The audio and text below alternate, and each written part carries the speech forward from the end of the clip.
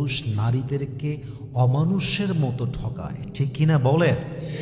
সে পুরুষগুলো ভাবে আমি হয়তো জিতে গেলাম, কিন্তু তারা বোঝে না যে কাউকে ঠকিয়ে কেউ সাময়িক জিতলেও সে আসলে জেতে নাই, সে আসলে হেরে গিয়েছে, ঠিক কিনা বলেন?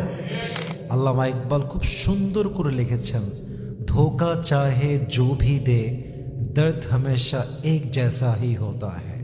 अगर कोई चुप रहता है, अगर कोई खामोश रहता है तो ये मत समझना कि उसे तकलीफ नहीं होती, बल्कि खामोश रहने वालों का तकलीफ बहुत ज़्यादा होता है। अल्लाह सब कुछ सुनता है चाहे कोई कुछ भी ना बोले। अल्लाह सब कुछ सुनता है चाहे कोई कुछ भी ना बोले। वक्त लगता है पर इंसाफ मेरे दोस्त ज़रूर आता है। अगर किसी को धोखा देते हो तो बद्दुआ से ज़रूर डरना।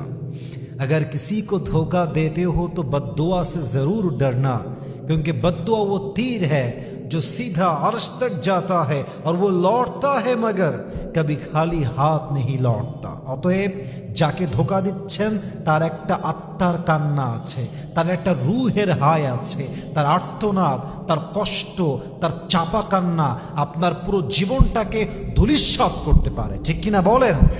আল্লাহ সবাইকে ধোঁকা দেওয়ার থেকে বাঁচার তৌফিক দান করুক।